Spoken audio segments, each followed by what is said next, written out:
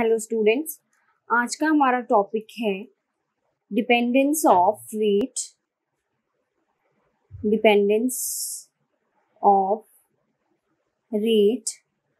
On concentration. तो हमारे पास dependence of rate on concentration के लिए हमारे पास टू कॉन्सेप्ट है। एक है थ्योरेटिकल कॉन्सेप्ट और दूसरा है हमारे पास experimental concept. In the theoretical concept हम एक्सप्लेन करेंगे लॉ ऑफ मास एक्शन, जबकि इन द एक्सपेरिमेंटल कॉन्सेप्ट हम एक्सप्लेन करेंगे रेट लॉ एक्सप्रेशन। तो देखो student, law of mass action क्या है? लॉ ऑफ मास एक्शन हमें बताता है बेसिकली भी जो हमारे पास रेट ऑफ रिएक्शन है वो डायरेक्टली प्रोपोर्शनल होता है product of concentration of the reactants। Means according to the law of mass action क्या है? द रेट ऑफ रिएक्शन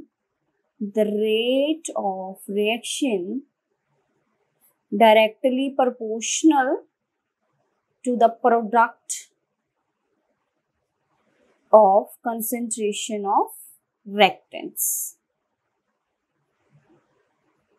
यहाँ पे जो dependence of rate on concentration है ये बेसिकली किस पे डिपेंड होता है? Depend only on the concentration of reactants. यहाँ पे हम जो देखेंगे दोनों लॉ वो विद रिस्पेक्ट टू रिएक्टेंट्स देखेंगे। तो लॉ ऑफ मास एक्शन में भी कंसंट्रेशन ऑफ रिएक्टेंट्स है और लॉ ऑफ एक्सप्रेशन में भी कंसंट्रेशन ऑफ रिएक्टेंट्स है, लेकिन इनमें थोड़ा सा डिफरेंस है, ये हम देखेंगे क्या है। तो पहले हम कंसंट्रेट करेंगे on the law of mass action. Law of mass action में क्या है? द रेट ऑफ रिएक्शन जो है वो क्या है? Directly proportional to the product of concentration of the reactants. Means कोई भी रिएक्शन है, मान लो A प्लस बी है, A प्लस बी इसका प्रोडक्ट है C प्लस D। तो हमारे पास according to law of mass action the rate of reaction directly proportional to the concentration of reactants. Concentration means product of the concentration, यहाँ पे क्या है? Product of the concentration of the reactants. अगर मान लो यहाँ पे कोई भी कोफिशिएंट है, सपोज कर लो A का कोई भी कोफिशिएंट है, B का कोई भी कोफिशिएंट है, कोई भी कोफिशिएंट अगर इनके आगे लगे हुए हैं तो in the rate of law action में क्या होगा? वो कोफिशिएंट भी हमने यहाँ पे लिखने हैं। जैसे कि तो इसका रेट ऑफ रिएक्शन क्या हो जाएगा हमारे पास? Directly proportional to concentration of A, जो भी उसका कोफिशिएंट है वो उसकी पावर, और B का जो भी कोफिशिएंट है वो हमने उसकी पावर में लिख देना है। तो ये लॉ ऑफ मास एक्शन है। लॉ ऑफ मास एक्शन ने हमें बताया है कि the rate of reaction is directly proportional to the product of concentration of the reactants, और जो भी इनके कोफिशिएंट है वो हमने यहाँ पे लिखने हैं इन द मास एक्शन। तो उसके बाद जब हम प्रोपोर्शनैलिटी का साइन यहाँ से हटाएंगे, तो यहाँ पे क्या लग जाएगा? हमारे पास एक कांस्टेंट लग जाएगा। तो इस कांस्टेंट को हम बोलते हैं rate constant, specific rate constant. Different book में डिफरेंट है, कोई भी नाम हो सकता है। Velocity constant, constant. तो ये सारा थ्योरेटिकल कॉन्सेप्ट है। अब हम देखेंगे रेट लॉ एक्सप्रेशन क्या है। रेट लॉ एक्सप्रेशन जो है वो क्या है? The rate of reaction same ही है, लिटिल बिट चेंज है यहाँ पे हमारे पास क्या है? The rate of reaction is directly proportional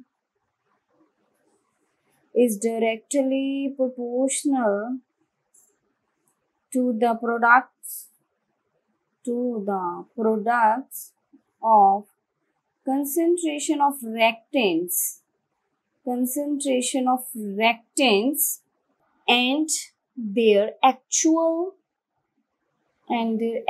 coefficients, जो भी वहाँ पे एक्चुअल एक्सपेरिमेंटली हमने कोफिशिएंट्स देखे हैं, and their actual coefficient as their power. Means कोई भी हमारे पास रिएक्शन है, A plus B C plus D दिया, इनके कोफिशिएंट है ए बी सी डी। तो हमने रेट लॉ एक्सप्रेशन में जो हमारे पास रेट ऑफ रिएक्शन है वो है product of concentration of A and B, but यहाँ पे हमने उनके क्या लिखने हैं, एक्चुअल कोफिशिएंट। जो एक्सपेरिमेंट जब हम करते हैं, जब हमने एक्सपेरिमेंट किया, हमने देखा उस टाइम पे वो जो उनकी पावर्स हैं वो हमने यहाँ पे लिखनी। मान लो इसकी पावर एक्स है, ये इसकी पावर वाई है। एक्स और वाई क्या है, यहाँ पे जो पावर्स हमने लगाई हैं ए एंड बी के रिएक्टेंट्स की जो हमने पावर लगाई है, ये हमें कैसे पता चलेंगी, ये हमें एक्सपेरिमेंट से पता चलेंगी, यहाँ पे एक इम्पॉर्टेंट बात है, जब हम इन पावर्स को प्लस करेंगे, सपोज करो एक्स प्लस वाई अगर हम करेंगे तो हमारे पास इसको हम क्या बोलेंगे, ऑर्डर ऑफ द रिएक्शन। इसको क्या बोला जाएगा, ऑर्डर ऑफ रिएक्शन। जो ऑर्डर ऑफ रिएक्शन होता है वो बेसिकली एक्सपेरिमेंटल पावर्स का सम होता है। तो ऑर्डर ऑफ रिएक्शन जो है वो जो भी इनके स्टोइकियोमेट्रिक जो कोफिशिएंट है उनका सम नहीं, जो रेट लॉ एक्सप्रेशन में जो उनकी पावर्स है उसका सम होता है। ये आपने अपने माइंड में रखना है। जो भी हमने एक्सपेरिमेंटल जो डेटा हमने लिखा है यहाँ पे, जो भी एक्सपेरिमेंटल उनकी पावर्स जहाँ पे आएंगी उनको अगर हम प्लस कर दें तो वो क्या बन जाएगा, ऑर्डर ऑफ रिएक्शन। तो ऑर्डर ऑफ रिएक्शन जो है it may B same with the stoichiometric coefficient और मे नॉट। तो ये कभी ऐसी कंडीशंस आ जाती हैं, कुछ ऐसी रिएक्शन है जिसमें हमारे पास जो ऑर्डर ऑफ रिएक्शन है उनका जो सम है वो सेम आ जाता है जो हमने यहाँ पे पावर्स लगाई है। जैसे कि मैं एक एग्जांपल आपको दे रही हूँ, यहाँ पे देखो, कोई भी रिएक्शन है, रेट ऑफ रिएक्शन हमने लिखना है, रेट ऑफ रिएक्शन के इसकी पावर ए अकॉर्डिंग टू, मैंने ये मास एक्शन लिखा है, जो भी कोई भी रिएक्शन थी ए प्लस बी, ये बन गया सी प्लस डी, इनके कोफिशिएंट 1 1 है, तो यहाँ पे क्या आ जाएगा, ऑर्डर 1 + 1 2। अगर रेट लॉ एक्सप्रेशन के अकॉर्डिंग देखें, अगर हम रेट ऑफ लॉ एक्सप्रेशन, तो रेट ऑफ लॉ एक्सप्रेशन में भी हमारे पास क्या था, रेट ऑफ रिएक्शन में जो के है, ए की पावर सेम 1 और बी की पावर भी 1, तो ऑर्डर कितना गया 2, सिमिलर। तो कई बार क्या होता है, रिएक्शन में जो स्टोइकियोमेट्रिक कोफिशिएंट है उनका सम भी सेम आ जाता है और रेट लॉ एक्सप्रेशन में जो पावर्स हैं उनका सम भी सेम। ये सेम हो भी सकता है, नहीं भी। तो आपने जो ऑर्डर ऑफ रिएक्शन है वो ये वाली पावर्स को देख के कंसीडर नहीं करना है। आपने जो ऑर्डर ऑफ रिएक्शन है वो एक्चुअल जो एक्सपेरिमेंटल वैल्यू से हमारे पास जो पावर्स आएंगी उसको ऐड करके आप क्या निकालोगे, ऑर्डर ऑफ रिएक्शन। तो हम देखेंगे कि ऑर्डर ऑफ रिएक्शन की कुछ प्रॉब्लम्स आपको मैं सॉल्व करके बता रही हूँ। यस स्टूडेंट, अब हम कैलकुलेट करेंगे order of reaction. Order of reaction according ये हमें दिए गए हैं रेट लॉ एक्सप्रेशन के बेसिस पे। मान लीजिए रेट ऑफ रिएक्शन जो है वो के, ए की पावर 1 एंड बी की पावर भी 1, ये केस है। सेकंड केस आर जो है हमारे पास के, ए की पावर मान लीजिए हाफ, बी की पावर भी हाफ। थर्ड कंडीशन आर हमें दिया के, रेट ऑफ ये हमारे पास कांस्टेंट है, ए इसकी हमें दी गई है मान लीजिए हाफ, बी की दी गई है हमें पावर 3/2। तो हम कैलकुलेट करेंगे इनका ऑर्डर ऑफ रिएक्शन। इसका ऑर्डर ऑफ रिएक्शन क्या है, x + y कर देंगे, 1 + 1 मीन्स 2। ये क्या है हमारे पास, सेकेंड ऑर्डर रिएक्शन है। हाफ प्लस हाफ कितना आ जाएगा हमारे पास 1 first order reaction, half plus 3/2 हमारे पास आ जाएगा 4/2 मीन्स 2 सेकेंड ऑर्डर रिएक्शन। एक और लेंगे हम, जो ऑर्डर ऑफ रिएक्शन है it may be fractional, whole number, integer, any type, कोई भी आपके पास जो ऑर्डर ऑफ रिएक्शन है वो आ सकता है। यहाँ पे हमारे पास कितना हो गया 1.5।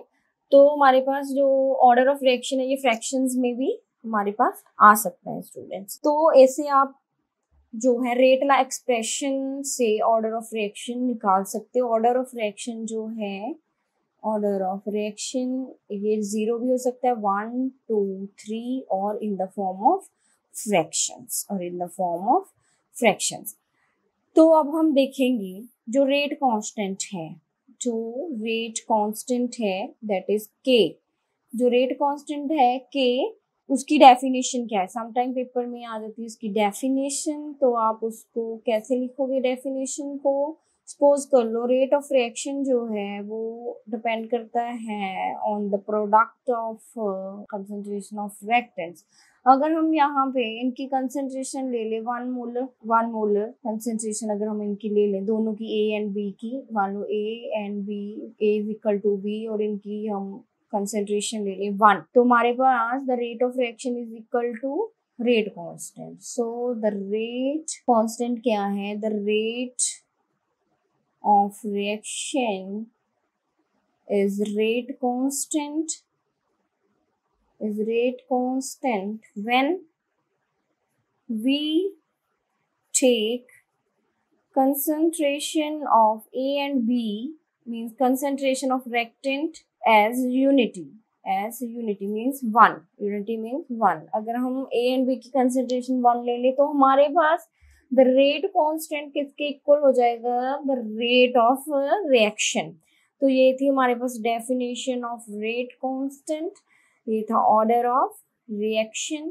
मैंने आपको बताया what is the difference between law of mass action. Law of mass action जो है वो एक थ्योरेटिकल है और उसमें जो भी हमारे पास स्टोइकियोमेट्रिक पावर्स होती हैं उनको कंसीडर किया गया है, जबकि in the rate law expression में हमारे पास जो एक्चुअल पावर्स हैं, जो एक्चुअल उनके कोफिशिएंट्स आते हैं इन द एक्सपेरिमेंट्स, वो हम कंसीडर करते हैं और उनका जो प्लस हो जाता है उसको हम क्या बोलेंगे? Order of reaction. उसको हम क्या बोलते हैं?